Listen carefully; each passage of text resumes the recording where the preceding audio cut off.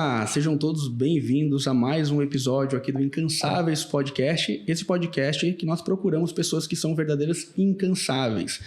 Semana passada eu estava em um evento do Mastermind que eu participo e eu conheci a Gabriela, que vocês já irão conhecer, e ela trouxe um assunto muito bacana, que é comportamentos de líderes, né, Gabriela? Antes dela se apresentar, só contextualizando, né?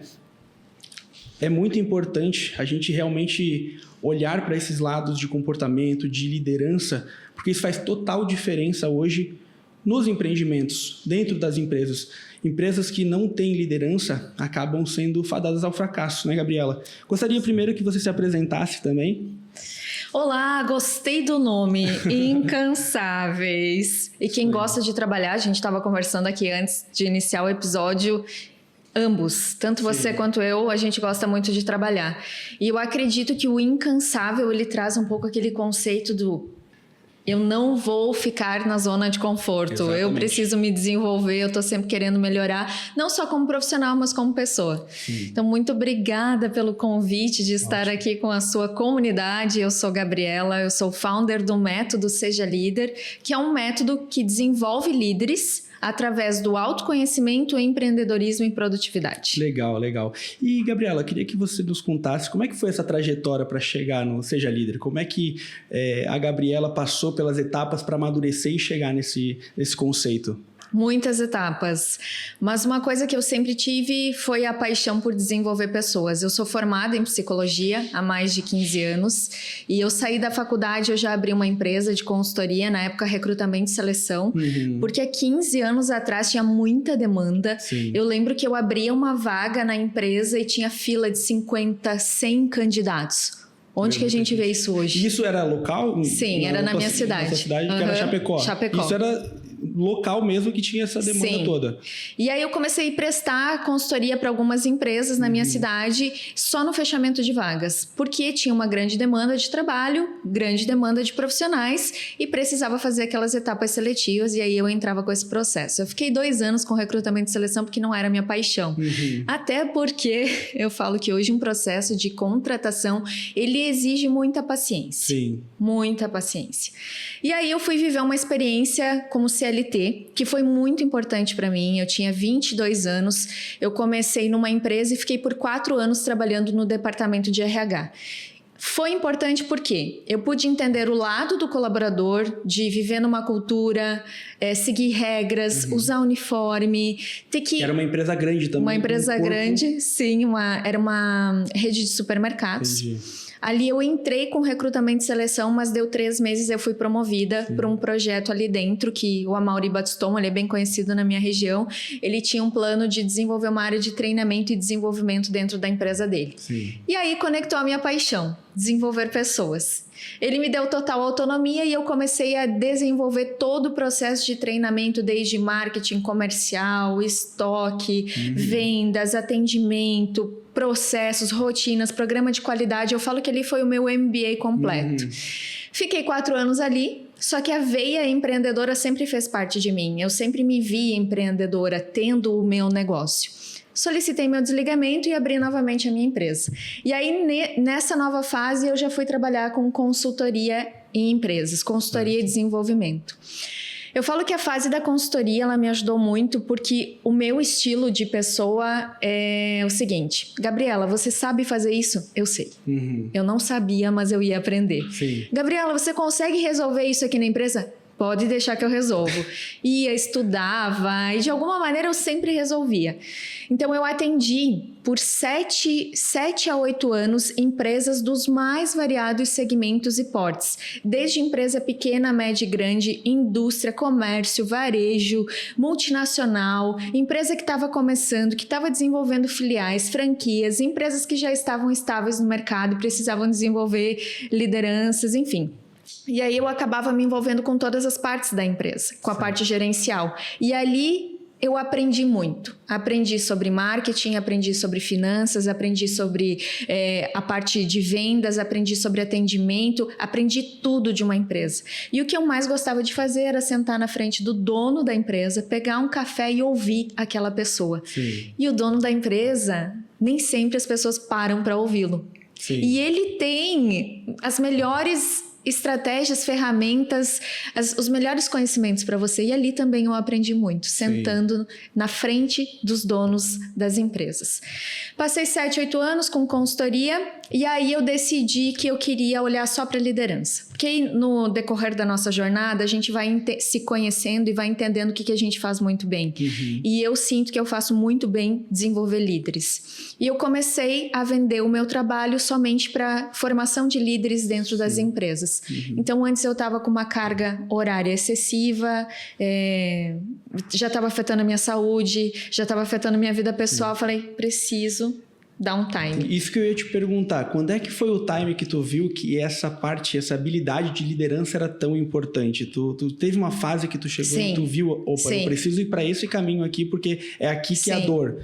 Quando é que foi? Quando eu entrava nas empresas, eu desenvolvia todas as pessoas, mas eu sentia que o líder não se desenvolvia, não adiantava. Era perda de tempo, perda de dinheiro, perda da minha energia e expectativas daquela empresa.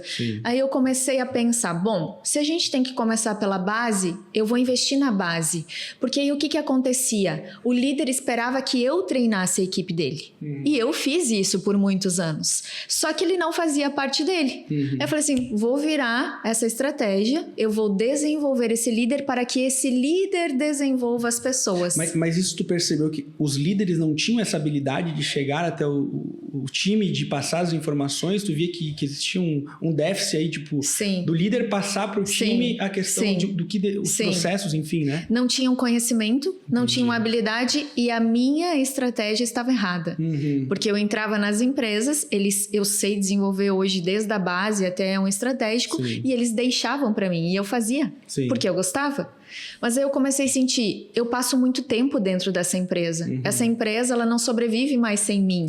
E aí eu passava 1 ano com contrato, 2 anos com contrato, 3 anos com contrato e eu não conseguia me desvincular mais daquele negócio. Era ruim pro dono, ruim para mim. Aí eu comecei a formar o meu método, que foi um programa de desenvolvimento de líderes em que eu ficava apenas 6 meses no negócio. E aí muda tudo. Porque eu preciso, em 6 meses, desenvolver a mentalidade do líder para ele dar conta da equipe. Aí foi que eu comecei a construir autoridade e ficar reconhecida. Porque eu comecei a atender muito mais clientes e dar muito mais resultado. Legal, que bacana. E eu vejo que, né, a gente estava conversando aqui, você também fala muito de questão de produtividade. E eu vejo que muitas vezes os líderes, eles não têm essa produtividade dentro das empresas, né? De organizar os processos que devem ser organizados. É aquele negócio de tu delargar, tu não delegar. Né? Porque quando tu delega, tu tá acompanhando todas as etapas. E como nós viemos falando também, pessoas são complexas, então exige do líder uma paciência para conseguir realmente fazer com que as coisas funcionem. Lá no evento, até comentei no final ali, né? É um momento de input, é um momento de conhecimento, que é muito importante. Não sei se você já ouviu falar na lei dos remos. Já ouviu falar na lei dos remos? Porque, por exemplo, tá dentro do mar, né? Num caiaque, e tu só tem um remo. Como é que tu faz para tu ir numa direção contínua? Tu precisa remar com os 2 lados, certo? Se tu remar só de um lado, tu vai ficar girando em círculos, correto? E tu vai ficar tonto. Isso acontece muito, por exemplo, com a teoria e com a prática, né? Então, tu tem que ter a teoria, que é muito importante. Eu vejo que o brasileiro julga muito. Tu tem que só praticar. Ele ignora um pouco a parte teórica. Só que para você conseguir ir numa linha contínua e não ficar tonto, tu precisa tanto da parte teórica quanto da parte prática. Que daí sim tu vai numa linha contínua, né? Não sei se tu concorda dessa opinião. Concordo, com certeza. Até mesmo a importância da equipe e do olhar do equilíbrio. Exato. O estar equilibrado. Não adianta você ajustar uma ponta e não ajustar outra. Ou olhar somente para uma área, só a área comercial da empresa e não olhar para as outras áreas que se acabam convergindo, né? Então faz total sentido. E eu sou uma pessoa que não vou falar que eu tenho dificuldade, mas eu vejo que é um assunto que mexe um pouco com o meu senso de responsabilidade de conseguir implementar processos. Então, vamos colocar aqui, né? Eu tenho a Venite hoje, que eu sou responsável, e tenho a Creative Up. A Creative Up já é uma empresa de 5 anos. Então, ela já funciona porque já foi implementado processos que ela consegue rodar hoje sem a presença do meu trabalho lá dentro. Então, eu consigo ficar um pouco mais de fora e olhando mais estrategicamente. Já aqui na Venite, uma empresa de 1 ano, Então, é uma empresa que a gente tem que botar mais tempo, mais energia para implementar processos. Aí que entra naquele assunto que tu falou que tu tinha um nicho forte, que é hoje o nosso nicho de corretores de imóveis é um nicho muito defasado no sentido de que a gente não tem tanto profissional que seja responsável. Porque o que acontece? O profissional, ele chega dentro de uma imobiliária e ele acha assim, eu sou autônomo. Ele é autônomo de fato, né? Mas, eu tenho eu que faço o meu horário. E muitas vezes ele peca no básico, que é o quê? Ter uma rotina bem estruturada, ter o compromisso de ter um trabalho realmente, porque daí ele chega 10 horas aqui, ele chega às vezes só no período da tarde. Como é que essa pessoa vai ter uma alta performance se ela não tem um comprometimento? Tu concorda com esse pensamento?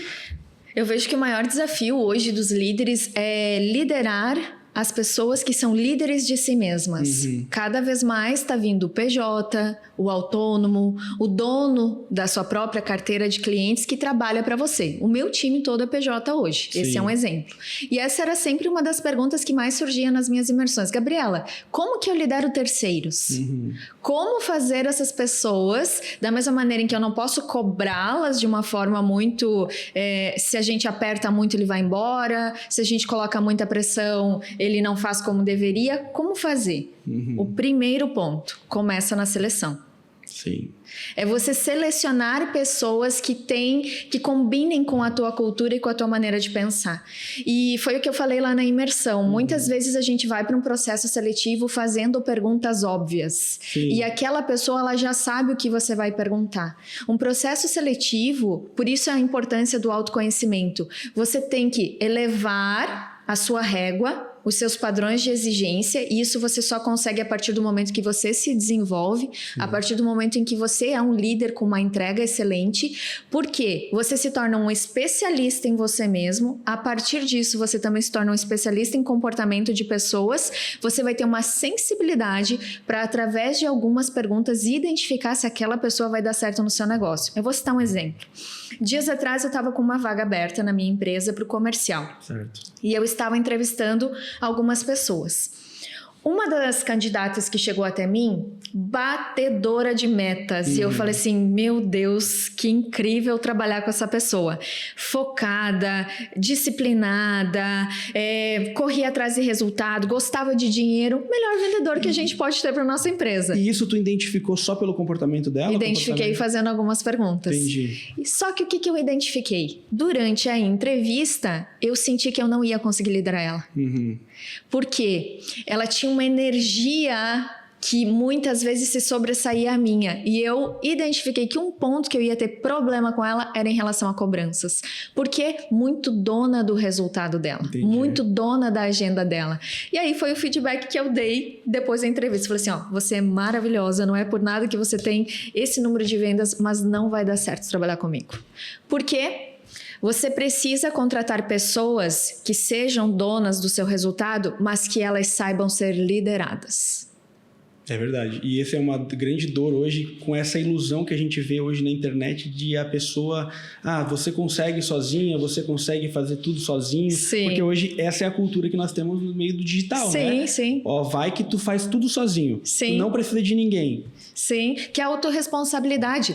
No meu time, hoje, as pessoas elas têm autorresponsabilidade. Inclusive, eu não controlo pessoas. Sim. Eu controlo processos e resultados. Entendi. E eu falo que o processo é teu, o resultado é teu, o caminho é teu. Eu jamais vou te dizer como você deve fazer, mas eu vou te dizer onde eu espero que você chegue e que com certeza você consegue chegar. É isso, eu tinha anotado lá que tu falou que não controlo pessoas e controlo processos e resultados. Né? Isso aí é uma frase que eu vou levar comigo. Gostei, tá? Pessoas boas, elas precisam de flexibilidade, autonomia e poder de decisão. Senão você vai passar uma vida toda querendo contratar pessoas boas pro teu negócio, mas você fica controlando elas. Sim. Pessoas boas, elas estão de saco cheio de líderes ineficientes, de comando e controle, de serem, por exemplo, você começou a trabalhar hoje 8h30. Não é sobre o horário que ela começou a trabalhar, é sobre a entrega dela. E uma mística do mundo corporativo. Excesso de horas trabalhadas representa produtividade. Sim.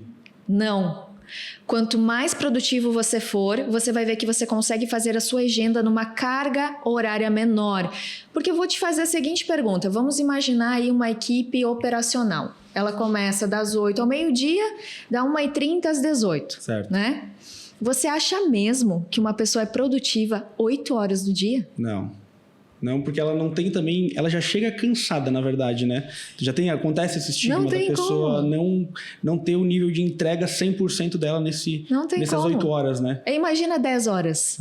Porque o que é a realidade das empresas hoje operacionais? Vamos colocar horas extras. E essa era uma das questões que eu sempre trazia nas minhas imersões. Como tornar uma equipe mais produtiva? Você contrata alguém a mais. Ou forma uma equipe enxuta com pessoas mais eficientes, que tem menos pessoas trabalhando, ou você paga horas extras. Vamos imaginar essa demanda agora de Natal. A gente precisa produzir mais, vender mais, então o que a empresa faz? Sobrecarrega de horas extras. Você mata a produtividade da sua equipe. Verdade. Acaba tendo até um prejuízo na questão da eficiência ali da produção, né? Essas pessoas, elas não têm mais vida, porque elas vão chegar em casa cansadas. Vai refletir no relacionamento com os filhos e no relacionamento conjugal. Se isso tá frágil lá fora, reflete dentro da empresa. Porque uma pessoa que não tá bem fora da empresa vai refletir. Não existe duas vidas. Sim. A gente tem uma vida só. Por isso que o líder, ele tem uma grande responsabilidade também. De cuidar da saúde emocional das pessoas dentro do trabalho. Sim. Por quê? E principalmente, ele tem um papel de mentor. Se ele não investe em autoconhecimento, se ele não desenvolve as emoções de quem trabalha com ele, ele se atrapalha no meio do caminho. Porque pode ser que um problema... a pessoa está com um problema no casamento. Ela não está performando faz uma semana. Eu consigo ir lá e ajustar o casamento dela? Não. Mas eu consigo sentar com ela e fazer ela notar qual é a responsabilidade dela nesse resultado. O que ela pode ir lá e conversar, o que ela pode ir e decidir e o cuidado que ela precisa ter para não ter dois problemas, que é no casamento e na empresa. E sabe uma coisa que eu percebo também, né? No tempos que eu comecei a trabalhar com 14 anos, por conta da minha mãe ser engenheira, eu comecei a desenvolver projetos muito novos. Por isso que também acabei fazendo arquitetura, né? Então, com 14, 15 anos, a minha mãe ia lá, fazia um projeto na mão, pegava um terreno, fazia o que ela queria, eu passava para o computador, que minha mãe não tinha tanta habilidade de computador, e desenvolvia os projetos, né? Então, eu tive uma carga, comecei a trabalhar num escritório de arquitetura já com 16 anos, então tive uma visão desde novo, né? Apesar, eu tenho 27, né? Mas eu já tenho aí 10 anos como profissional. E o que eu identifiquei? Que os profissionais, eles acabam não tendo essa disciplina, justamente porque é isso que tu está falando. Porque acaba sobrecarregando a vida pessoal deles. Sim. E eles acabam tendo déficits dentro do mundo profissional. E agora, né, estudando, tendo conversas como essa, a gente percebe como é importante a gente cuidar das pessoas. A empresa, na verdade, nada mais é... Não sei se foi você que trouxe esse assunto, mas... a empresa é uma cuidadora de pessoas, na verdade. Ela precisa saber cuidar de pessoas. Eu vou te falar, para mim, tá, Murilo, é o mais difícil. Com certeza. Por quê? Porque eu já tenho que lidar com as minhas emoções. Com certeza. Né? Com certeza. Quando me perguntam, principalmente eu convivendo com muitos empresários, porque eu tô sempre no mundo do empreendedorismo, eu tô sempre conversando com quem está à frente de negócios. E a dor hoje de quem está à frente de um negócio. Ele tem caixa para crescer, ele tem ideia para prosperar, ele tem estrutura para expandir. Onde que ele trava? Nas pessoas. Porque ele depende de pessoas para fazer esse crescimento. Quando a gente tem um negócio em que a gente é sozinho e que depende só de nós, maravilha, tu tá dependendo só de você. Você faz as tuas horas extras, você faz as tuas avaliações emocionais, você cria suas ideias, decide rápido.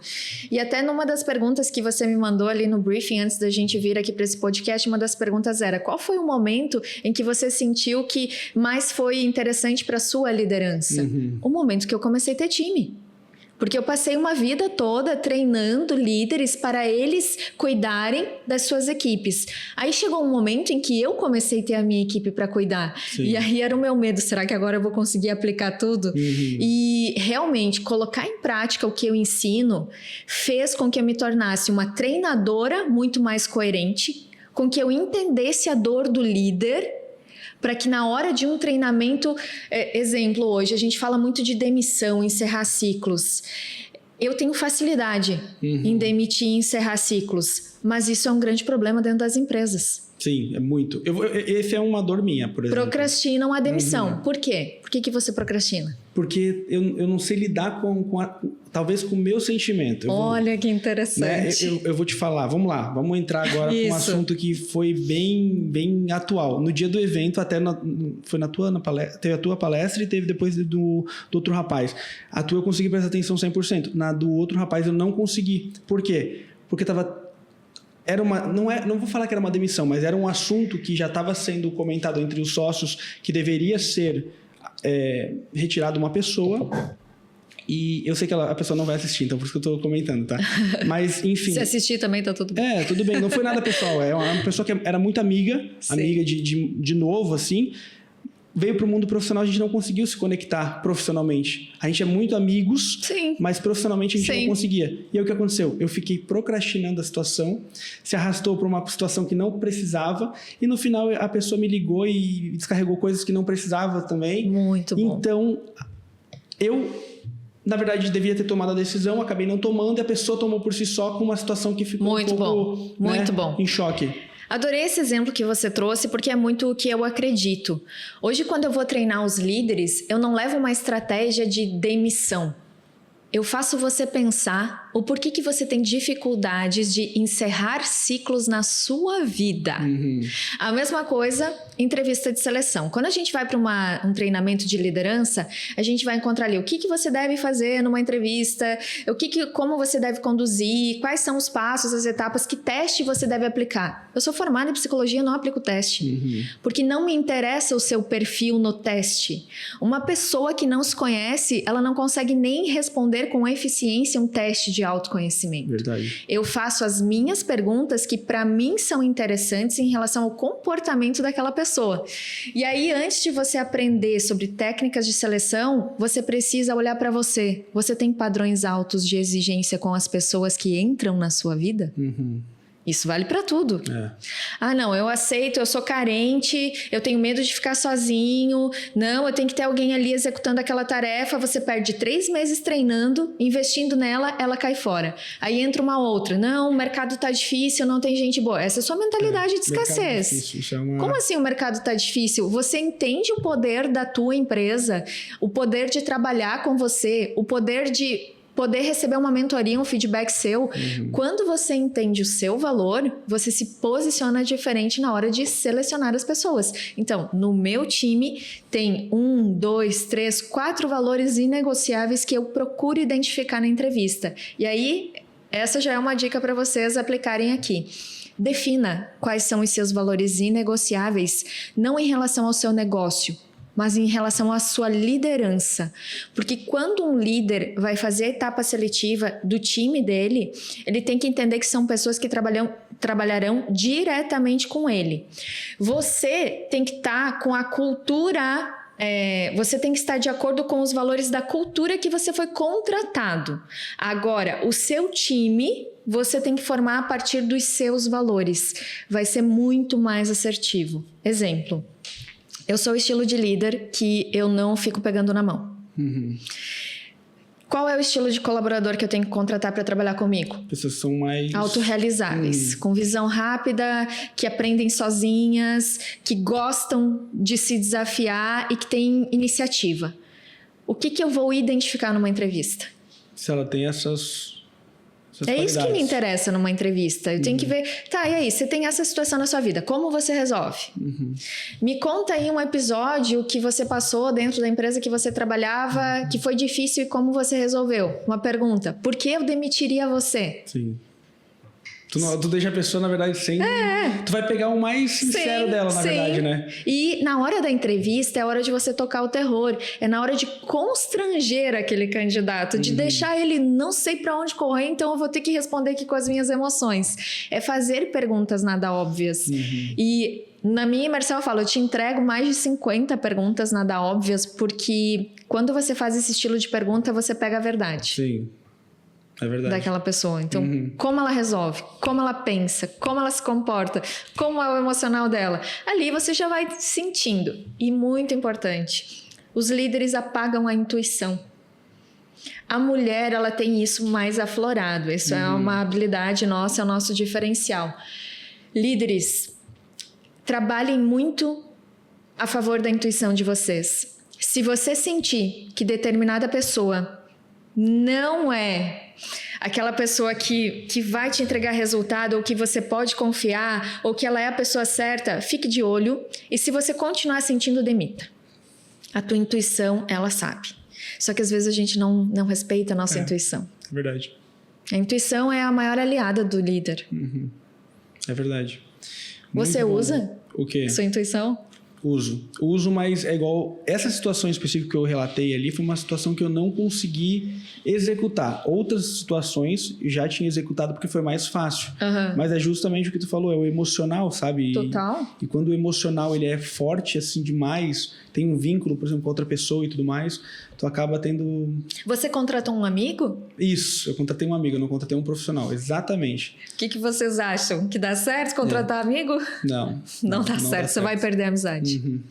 É isso aí. Você perde o colaborador e a amizade. Exato. Eu vou te falar, já houve situações que eu, Murilo, passei um tempo, consegui me resolver com situações que aconteceram no passado que acabaram sendo uma briguinha, enfim. Mas eu acredito que essa situação específica, o tempo vai curar algumas coisas, sabe? Sim. Mas é o que você falou, preciso colocar um padrão de exigência maior na minha seleção. E eu admiro aí o teu know-how, Gabriela, porque eu vejo que, claro, tu já tem tempo de experiência, né? Então, tu fala com muita facilidade, muita tranquilidade. E quem está assistindo, eles podem achar, como é fácil, então, né? Mas as pessoas que não têm essa visão... Eu vou falar, eu não tenho esse conhecimento de fazer uma seleção e fazer as perguntas certas. Eu não sei nem o que perguntar. Sim, ótimo. Né? Então, é justamente isso. A gente precisa realmente elevar... Porque, por exemplo, vamos botar a Venite como exemplo. Pô, a gente tem uma baita estrutura e não é só a estrutura. É tudo o suporte que a gente pode oferecer para o corretor que vai trabalhar aqui. E o nosso cliente da Venite empresa, é o corretor, não é nem o cliente. Claro, o cliente é um potencial que vai trazer o dinheiro, mas o cliente que está comprando, ele é do corretor. Agora, eu preciso ter uma empresa que dê o suporte para o corretor querer trabalhar aqui comigo. Interessante. Porque eu tenho 600 imobiliárias aqui ao meu redor que querem o mesmo profissional que eu. Interessante. Qual que vai ser o diferencial que eu vou trazer para o meu profissional? Que o que eu vou oferecer, entendeu?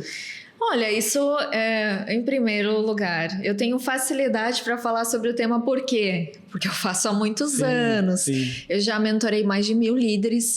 Tranquilamente, mais de 1000 líderes sentaram desse outro lado da mesa e foram mentorados por mim. E eu já formei mais de 10.000 pessoas. Sim. Até porque eu estava contando ali do meu processo, mas nos últimos 3 anos eu tinha conteúdos imersivos numa sala presencial em Chapecó. Legal. Em que líderes do Rio de Janeiro, BH, São Paulo, Amapá iam para Chapecó fazer minha imersão. Amapá. No último mês teve 2 vezes Amapá. A gente tem uma corretora aqui que trabalha com nós que é do Amapá. Ela falou... Amazonas? Enfim, mas é um pouquinho mais pra cima. Só que imagina, ela falou que é 3 horas de... 3 dias, né? 3 dias pra chegar aqui. Imagina esse líder, a entrega pra ir pra Chapecó, né? Foi ali que eu comecei a validar o meu valor. Eu falei, nossa, a pessoa... E outra, São Paulo vinha muito até mim. Eu falei, o que vocês estão fazendo aqui? Sim. São Paulo tem os melhores. Né? Eles vinham até mim. Legal, então, eu falei assim, tá na hora de sair de Chapecó. Então, Chapecó começou a ficar pequena pra mim, vou pro digital. E aí... expandi. E aí aquilo que você falou sobre saber, identificar e ser exigente na hora da seleção. Mesmo eu tendo todo esse conhecimento, eu ainda falho. Eu ainda faço contratações erradas. Sim. Só que, o que eu acredito que é uma grande habilidade que eu tenho e que isso o líder deve ter? Falhe rápido, ajuste rápido, aprenda rápido. Eu tenho certeza que essa contratação do seu amigo te ensinou muito mais do que qualquer outra contratação. Com certeza. A gente não pode se culpar, o líder não pode ficar se culpando ou com medo de falhar. A tua melhor escola sempre será as tuas falhas. Sim. E aí é aquela frase do esporte que eu aprendi muito com uma técnica de futebol. Ame falhar, odeie perder.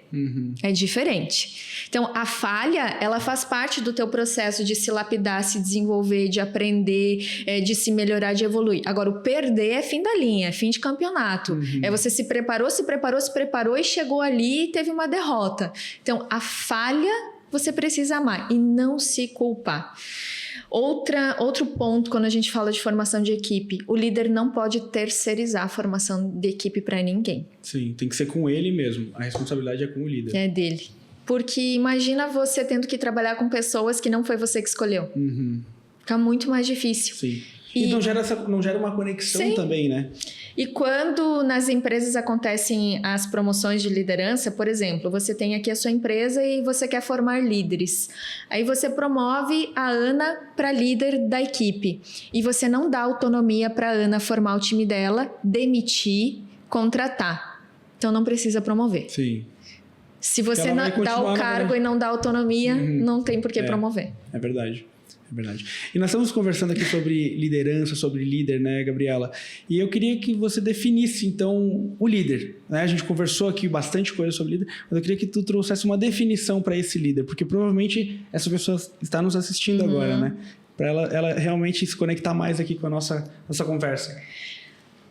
Eu vou te usar um caminho para que as pessoas que estão ouvindo esse episódio, no primeiro passo, elas identifiquem se elas estão no caminho da liderança. Sim. Como que eu reconheço um líder dentro da empresa? Antes de eu dar a resposta, eu quero saber de você. Como que você reconhece um novo líder dentro da empresa? Que comportamentos essa pessoa tem? Eu deixo o host na saia justa. Pensar bem para elaborar algo que seja... Responda com a sua emoção. Você está numa entrevista.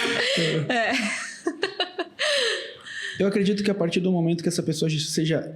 Eu vou falar uma visão minha, né? É a sua visão.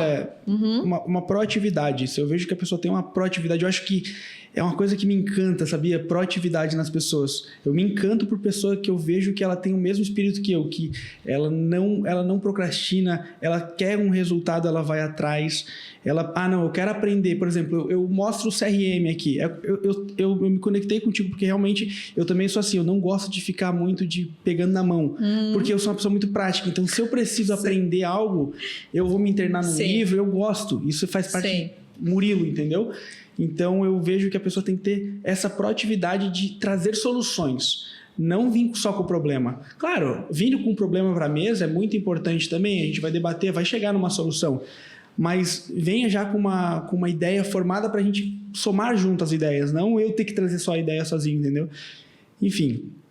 Mas só para tu entender um pouquinho mais também uma situação, né? Por que eu parei como que eu caí no mercado imobiliário, né? Porque eu era da arquitetura, mas desde novo eu acabei fazendo projeto e tudo mais. Eu via que eu sabia como que projetava, tinha um lote, eu sabia como fazer aquilo ter viabilidade construtiva, eu sabia a planta que teria naquele lote, mas eu me perguntava, quem que compra isso daqui? Quem é a pessoa que compra?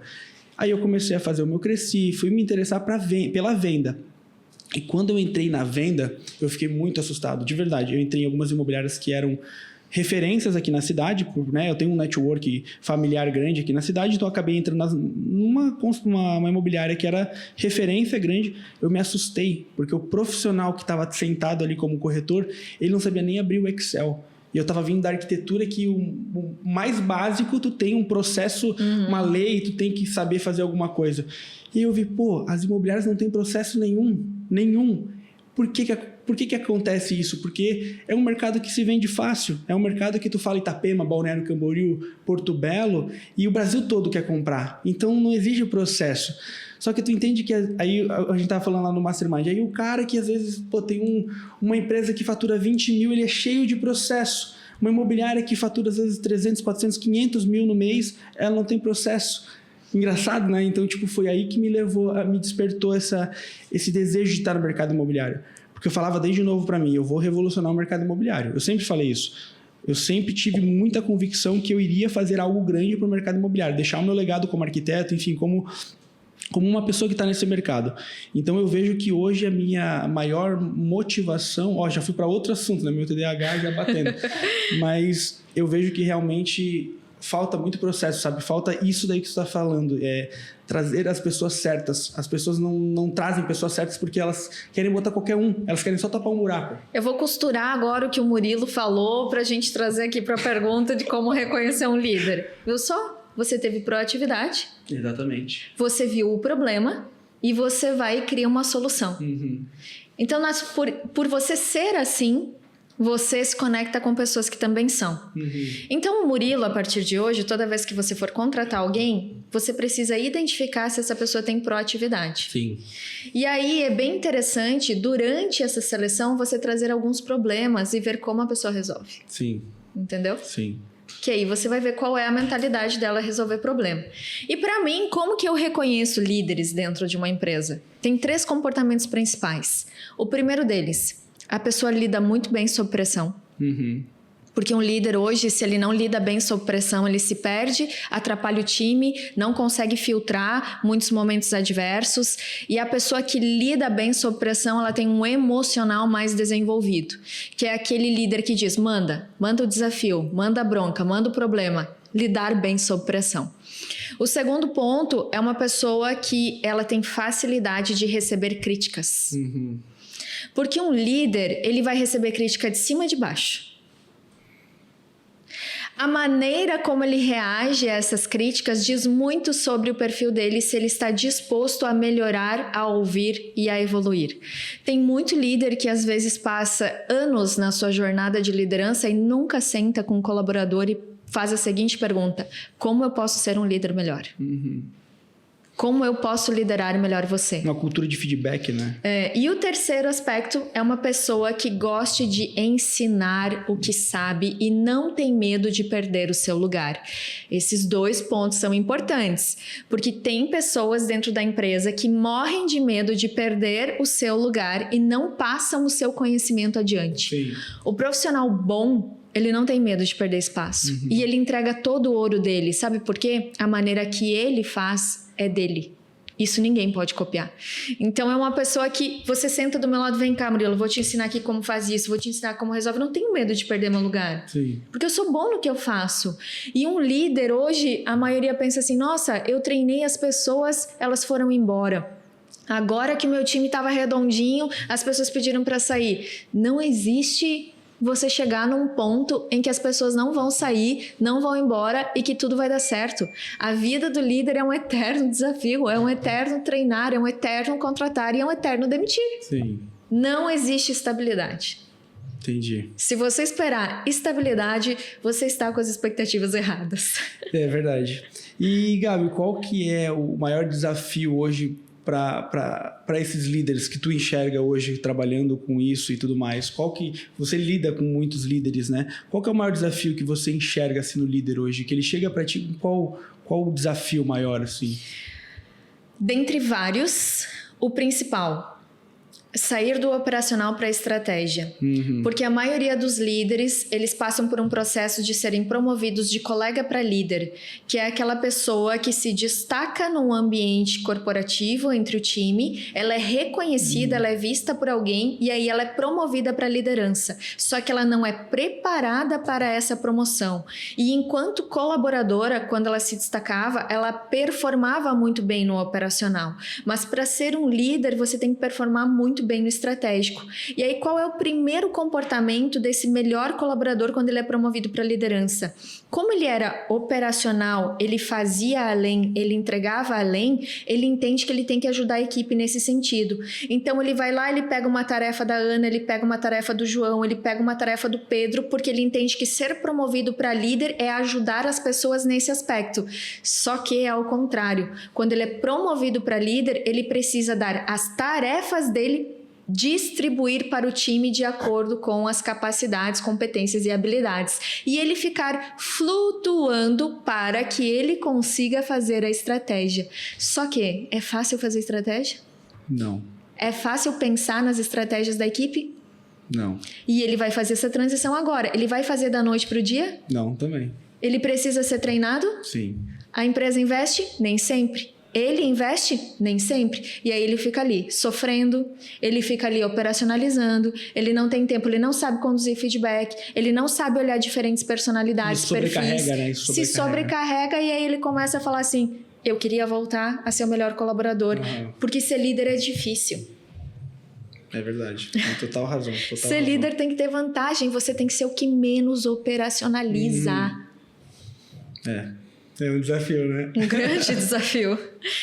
Um grande desafio se você não tem os conhecimentos. E eu vou puxar um assunto aqui que eu acho que nem estava colocando aqui, que eu lembro que você trouxe uma foto sua e do Bernardinho e tudo mais. Sim. E eu vi que tu fala com muito amor sobre esporte, sobre essa parte de auto performance, assim. Queria entender um pouquinho mais desse teu lado de auto performance, né? Tu comentou muito que bom. tu gosta de esporte. Gosto. E da onde que surgiu essa teu... Como eu sou muito criativa, eu sempre criei, eu tenho hoje 5 produtos no meu negócio, todos eu mesma criei, nome, que pegada que vai ter, materiais personalizados, eu tenho ferramentas que eu desenvolvo, que é o jogo do feedback, hoje é uma ferramenta para one-on-one, para o líder aplicar perguntas estratégicas com o seu time, são as minhas 30 melhores perguntas de mentoria que eu transformei num jogo. Legal. A gamificação ajuda muito o líder, tem o jogo das emoções também. E tu vende, isso é um produto, tu vende esse produto? Não vendo o produto, eu vendo a imersão e você acessa o produto. Entendi. É um bônus da imersão. Que legal, muito legal. E aí, chegou uma fase da minha vida em que eu pensei assim, eu tô sentindo uma dor nos meus líderes. Baixa produtividade e dificuldade de desenvolver alta performance. Qual que é a melhor forma? Porque eu gosto muito de analogias, de desenhar as coisas para que aquele líder entenda. Qual a melhor forma que eu posso fazer esse líder se conectar com um conteúdo de alta performance e que não tem nada parecido no Brasil? Intuitivamente me veio o nome Pense como um atleta. Eu criei a imersão, que se chama Pense como um atleta, e eu provei que times são times no esporte e no corporativo. Eu passei a fazer uma curadoria no YouTube com atletas de alto rendimento, nas entrevistas que eles davam, e eu começava a associar aquele atleta de alto rendimento, comportamento, mentalidade, disciplina com aquele líder ou aquele profissional que performava muito bem dentro da empresa. E aí eu digo que tem coincidências maravilhosas que acontecem na minha vida, porque assim que eu formei esse método, o time da Chapecoense entrou em contato comigo para eu mentorar os atletas. O time feminino da base. Eu falei assim, que presente caindo no meu colo, manda. Passamos uma temporada juntos, eu falo, vou até usar o termo, eu não chamo minha equipe de equipe, eu chamo de time, eu mudei toda a minha narrativa, eu uso muito essa narrativa de esporte, para você entender se teu time é Série A, Série B, Série C, se você é um líder de Série A, Série B, Série C, e comecei a construir todo o meu método no mundo do esporte.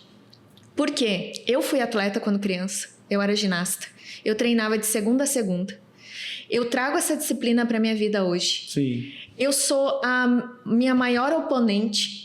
Eu sou um estilo de atleta que eu gosto de esportes mais individuais, porque eu não olho para o lado, eu não sou concorrente do outro, eu sou concorrente de mim mesma. Isso já é mais uma questão para você levar para entrevista. Você perguntar, exemplo, se você fosse um atleta profissional, qual esporte você escolheria? Se é um esporte de time, aquela pessoa ela é mais do coletivo, mais da equipe. Se é um esporte mais individual, ela é uma pessoa que performa muito bem sozinha. E aí eu comecei montar todos esses insights, trazer mentalidade de atletas e admiro muito o Bernardinho, tive com ele no G4, fazendo a imersão de liderança e a maneira como ele falava, que ele liderava os times dele, eu falei assim, nossa, eu sou muito Bernardinho. Eu penso muito igual a ele. E aí veio, hoje tudo, sempre que eu vou falar de produtividade, eu falo de atletas. Eu sempre vou te trazer atletas. Sim. Um atleta numa Olimpíada, um atleta em relação às suas falhas, um atleta em relação à comparação, um atleta em relação à repetição. Não existe você ser bom em algo sem repetir muitas vezes. Derrota, o que você aprende com uma derrota, o que você aprende com uma vitória. Toda a mentalidade de um atleta de alto rendimento, se você olhar para um profissional que se destaca dentro do teu negócio, você vai ver que é a mesma. Sim, e não só o treino, né, a prática do esporte em si, mas todo o contexto, por exemplo, da disciplina em alimentação, disciplina de horários.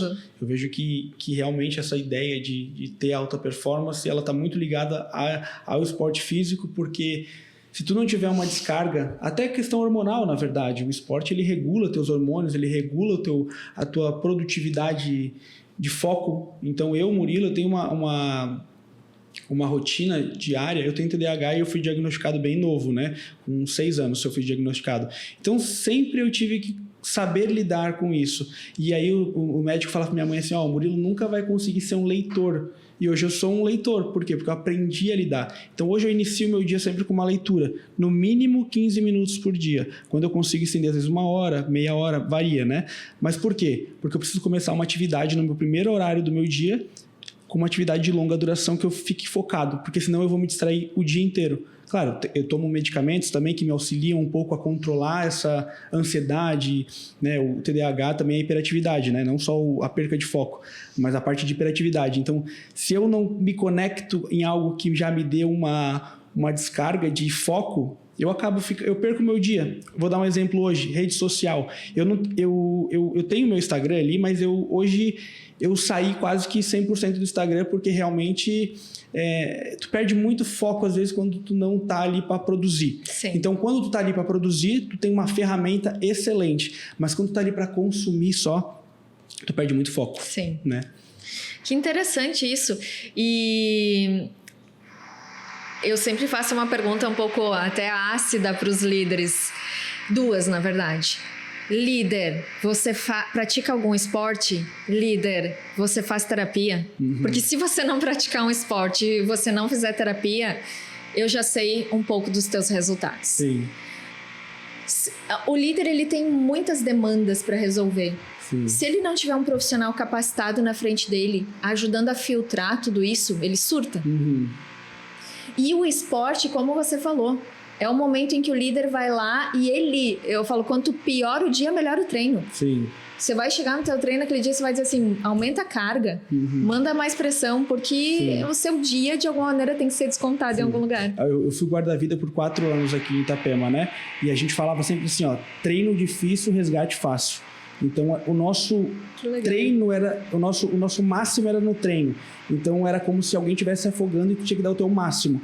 Porque quando tu fosse fazer um resgate, o resgate era algo fácil, não era algo que seria complicado, digamos assim. Então, e eu ali na Praia Brava, ali, inclusive, já teve situações que eu estava às vezes na praia e ali tem umas correntes bem fortes, né? Já aconteceu ali, uma vez era um caminhoneiro, ele tinha parado ali próximo, entrou, tava eu, minha esposa, meus irmãos, tava tranquilo assim, curtindo uma praia. Aconteceu uma situação que ele entrou numa corrente, ele não sabia o que era uma corrente de retorno, e a corrente puxa, na verdade, né? Ela te puxa para dentro do mar. E quem não tem habilidade de nadar acaba sendo engolido.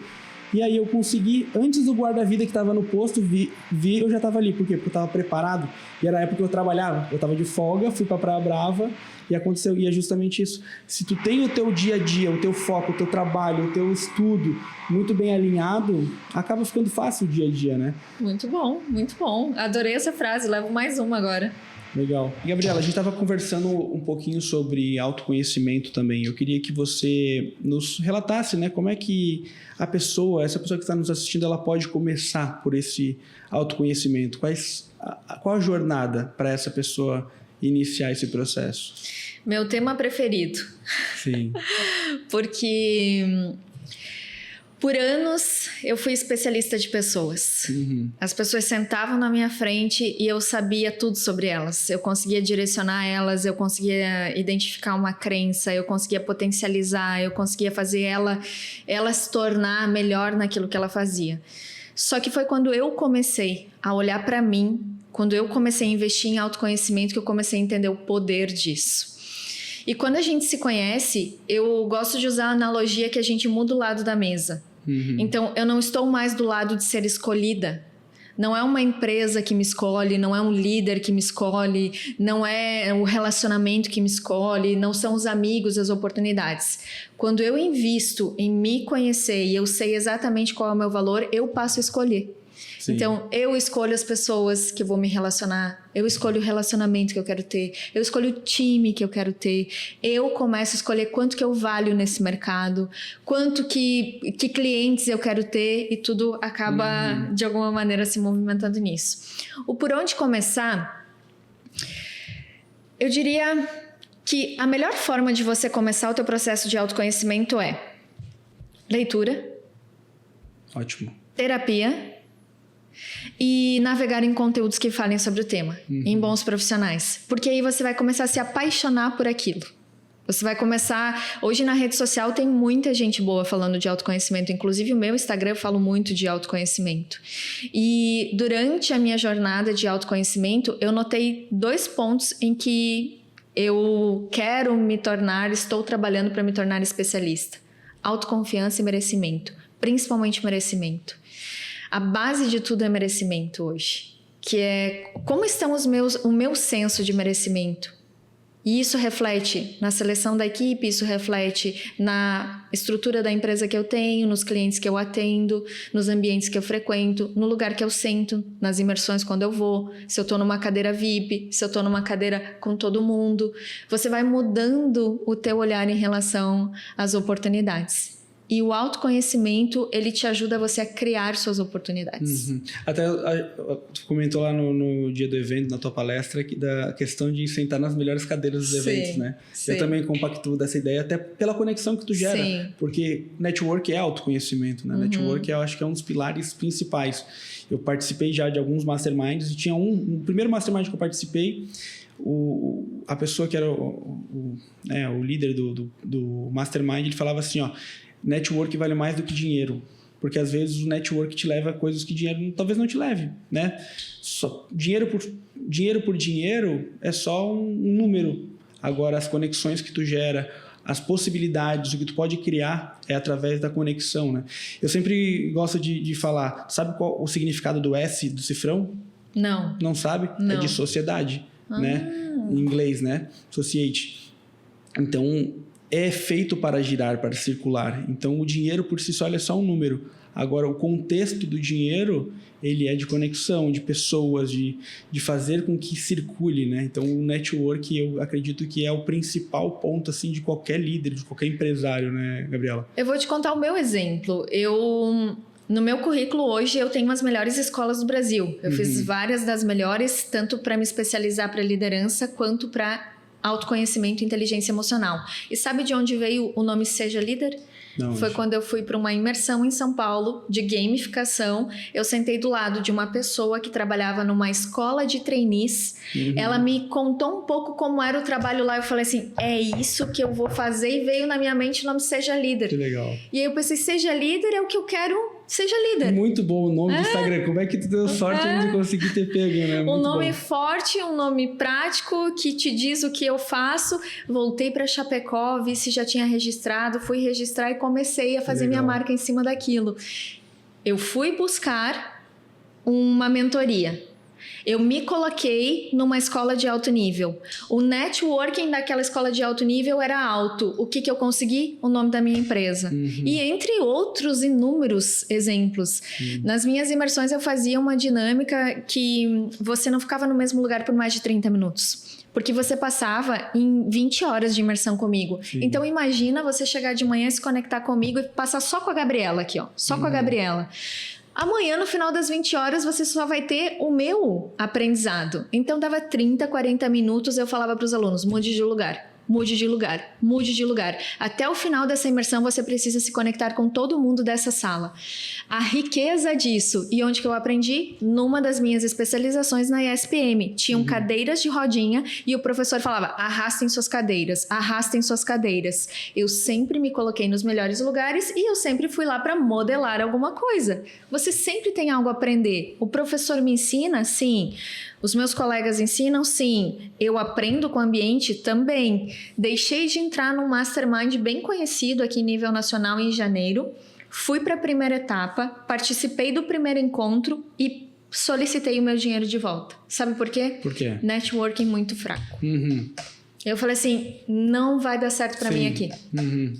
Não vai dar certo, eu vou falar mal da mentoria de vocês. E aí, eles mesmos depois já entraram... identificou já de entrada. Sim, ali que não entraram seria... em contato comigo e falaram assim, Gabi, a gente está devolvendo seu dinheiro, faz sentido, é a nossa primeira mastermind aqui. Se você não está se sentindo bem, eu falo, nossa, que bom, eles me atenderam da maneira que eu atenderia o meu cliente. E é aquele negócio que você estava comentando, né, Gabriela, de ser rigoroso nas suas escolhas, né? Isso.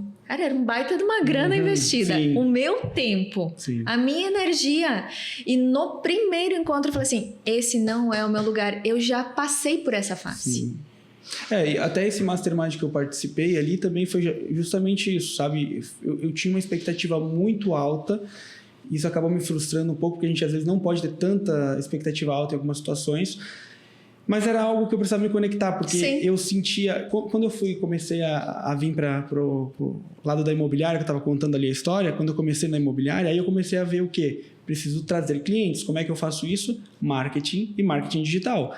Foi aí que eu comecei a também querer entender um pouco de marketing digital. E aí eu sou aquela pessoa 880. Se eu entro na situação e eu quero dominar, eu quero ser o melhor. Sim. E então eu comecei no marketing digital e aqui em Itapema eu sentia muita desconexão. As pessoas não sabiam muito, porque agora todo mundo fala de marketing, agora pós-pandemia, né? Mas antes da pandemia eu não tinha ninguém como referência aqui para conversar. Eu comecei a ir em grupos de mastermind.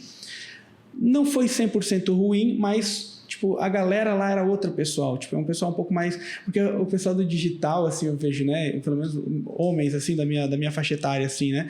Tipo, são mais... muito liberal, assim. Às vezes eu acho que às vezes tem que cuidar um pouquinho, porque também tem princípios, né? E princípios... Eu li um livro do Ray Dalio, se eu não me engano, Princípios. Ah, sim, muito bom. E fala muito sobre tu ter esse cuidado. Porque ao mesmo tempo que o digital trouxe essa liberdade toda... A gente tem que cuidar pra gente também não se perder no meio do caminho, né? Muito bom. Eu acho que em tudo na vida. E isso envolve o quanto você se conhece. Sim. Porque quando você se conhece, você sabe quais são os seus princípios e valores. E você sabe para que negócio você aperta a mão e para qual não. Exato. Exatamente. E você também comentou que você fala sobre produtividade, né, Gabriela? Queria entender um pouquinho de produtividade. Qual que é esse conceito aí que você tem? Eu acredito que é a base de tudo, produtividade. Hoje, se você olhar para um time e você não souber mensurar produtividade, você não vai saber mensurar resultado / lucro. Sim. Que é para isso que a gente abre uma empresa. Mas aí o que acontece na maioria dos negócios? A gente só consegue mensurar produtividade quando a gente tem números para comparar. Sim. Como que você mensura a produtividade de uma pessoa que ela não trabalha com vendas, que não tem indicadores na área dela, indicadores numéricos, ou que ela não tem, por exemplo, atendi tantas pessoas e o meu atendimento foi de 1 a 10. Que é um olhar mais subjetivo. Sim. E é por isso que eu ensino os líderes a olhar para comportamento, para atitudes, e por isso que eu trago a mentalidade do atleta de alto rendimento. Hoje nas empresas, os principais comportamentos do líder para elevar produtividade: one-on-one, rotinas de feedback, não tratar todo mundo da mesma maneira. E o one-on-one, tu diz um tempo de quanto tempo, assim, passados dessas reuniões? Tu tem mais ou menos uma Depende o nível de maturidade do teu colaborador, o nível de entrega e a geração. A geração Z hoje, ela exige uma proximidade maior de feedback. Certo. Ela tem necessidade de falar e ser ouvida. Já a geração Y, que vai ali entre seus 24 a 40 anos, ela já é uma geração que ela já tem mais uma autonomia. Então, ela já consegue executar mais sozinha. Vai depender muito do nível de entrega que aquela pessoa está tendo, quanto tempo ela já tem de experiência naquela área. Eu não gosto de criar padrões. Tem determinados colaboradores que você vai ter um encontro semanal até que ele performe. Tem outros que você precisa ter um encontro mensal e ela já sai performando. Vai depender muito da qualidade do seu one-on-one também. Certo. Feedbacks one-on-one, meritocracia. E meritocracia não envolve só salário. Envolve você olhar para cada pessoa a partir das suas individualidades e potencialidades. As pessoas são diferentes, entregam diferente, merecem ser tratadas diferente. E algo que todo mundo tenha que saber, tu diz? Por exemplo, se essa pessoa tem meritocracia, ela tem que ser meio que exposta a isso no time? Essa é a grande mística das empresas. Eu devo falar? Deve. Num ambiente... Pensando aqui, né? Tô pensando aqui na minha realidade. Num ambiente meritocrático, uma das coisas que você vai precisar desenvolver primeiro, maturidade emocional. Se você tem um time com baixa maturidade emocional... Eu até uso uma analogia das crianças no mundo corporativo. Criança não sabe lidar com o coleguinha que ganhou um pirulito maior ou que ganhou um chocolate diferente. Sim. Nem sempre ela vai entender o porquê. Já no ambiente corporativo é terra de adultos. Sim. Então, na terra de adultos, tá muito claro para mim o porquê eu tô ganhando esse tamanho de recompensa e porquê o Murilo ganhou o outro tamanho de recompensa. Sim. Porque eu já tenho uma autorresponsabilidade em mim e processos claros. Show. Muito bom. Teve outro assunto que eu lembro que você abordou lá, que eu trouxe já para a mesa de reunião com o time aqui, que é a questão, às vezes, da gente não medir, que você estava falando sobre métricas, né? Às vezes a gente não tem como medir só a venda, porque fica muito superficial. Ah, tu não trouxe venda. Mas será que eu não tenho que elaborar etapas nesse processo? Por exemplo, quantas ligações? Colocar etapas ali para a pessoa sentir que ela está progredindo, porque senão fica muito vago, né? Tu tem que fazer venda por mês. Porque às vezes não é só a venda. A venda, para acontecer, são pequenas etapas que tem que ser feitas diariamente para acontecer a venda. E se eu ficar só marcando assim, daqui a pouco passa 6 meses, que acontece no mercado imobiliário isso, né? Passa 6 meses esse corretor não vendeu. Eu preciso analisar, por exemplo, quantas ligações ele fez, quantos follow-ups ele fez com os clientes, como que ele conduziu o atendimento ao lead. Porque daí volta aquela situação que eu falei da Creative Up. Hoje a minha dor ali de agência é o quê? É o dono da imobiliária me cobra porque não está saindo venda. Só que eu não tenho controle do processo comercial dele. Eu não sei quantas vezes o corretor dele ligou para o lead. Eu não sei como que ele está conduzindo na jornada de compra Muito interessante. de compra. Ele não está conduzindo da maneira correta. Ele não está tendo as etapas no funil Muito dele, interessante. no pipeline, né? Enfim. Isso envolve vários pontos que isso daria um episódio só sobre isso. Legal. Porque... Opa, fica então aqui o convite do segundo episódio. Porque imagina o seguinte, você tem uma equipe de vendas. Tem um vendedor seu que com 3 atendimentos ele fecha 1. Sim. Tem um outro vendedor que ele precisa de 10 para fechar 1. Quando você olha esse tipo de métrica, você começa a entender onde está a falha desse que precisa de 10. Sim. É no fechamento? É no desenvolvimento? É na abertura? Onde que está a falha? E muito dos medos e inseguranças do vendedor ele projeta no cliente. Às vezes, ele tem insegurança em relação ao produto, ele tem insegurança em relação a pressionar. Eu sempre falo para o meu time comercial, eu sempre mando áudio, feedback. Nos momentos de feedback, falo, hoje eu não tô aqui para te treinar técnica, mas eu tô para treinar teu comportamento. Por que tu tem dificuldade de fechar uma venda? Porque eu não gosto de ficar pressionando a pessoa. Você sabe qual é a tua função hoje? Vendedora. Vendedora tem que fazer muito bem o quê? Pressionar sem que o outro sinta que aquilo é uma pressão. Você vai precisar desenvolver isso. Sim. Não é não gosto. Isso é necessário para um fechamento. Total razão. E aí, junto dessa pessoa, a partir do estilo dela, eu desenvolvo a maneira dela colocar essa pressão sem que seja uma pressão. Sim. E os diferentes tipos de clientes. Exato. Eu já vi que a gente tem um estilo muito parecido. Nós somos práticos, diretos, objetivos, de atitude. Um atendimento no WhatsApp com a gente como tem que ser? Dinâmico, né? Objetivo, rápido. Não vai ficar me chamando oi, tudo bem? Tô bem, e você? Exato. Até desenvolver a conversa. Tu tem que ter sensibilidade de pessoas. Já tem algumas clientes minhas que mandam a história de vida pro meu comercial, gravam áudios, escrevem textão. Eu falei assim, essa é emocional. Se ela é emocional, a venda também vai ser mais emocional. Exatamente.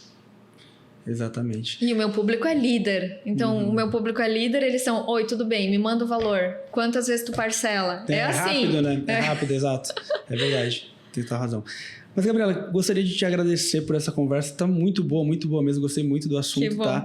E antes de encerrar, gostaria que você deixasse suas últimas palavras, deixasse também suas redes sociais, os seus contatos para as pessoas te acharem.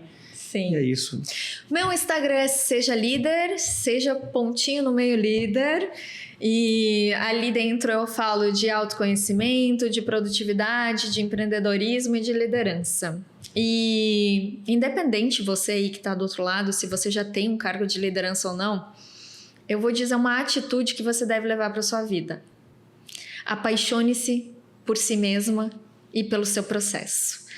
Acredito que quanto mais a gente se apaixona por nós e aquilo que você falou no meio da nossa conversa, eu sabia que eu ia ser o melhor, eu vou estudar para ser o melhor, onde eu entro para ser o melhor. Você é o estilo de profissional que quando entra você quer pódio. Sim. Você quer medalha? Você quer troféu? E você que está aí do outro lado? Qual que é a sua postura quando você entra para o jogo da vida? Qual que é a sua postura quando você entra para um jogo profissional? Você entra para ganhar? Para ficar na arquibancada?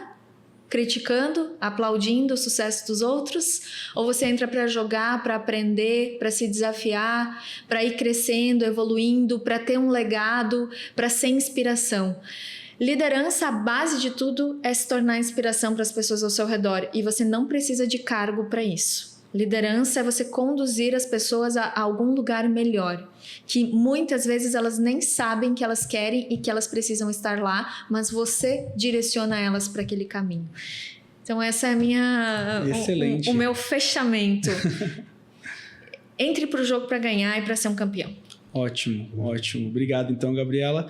E você que ficou até aqui, gostaria também de encerrar pedindo para você deixar o seu like e se inscrever aqui no canal e acompanhar os próximos episódios.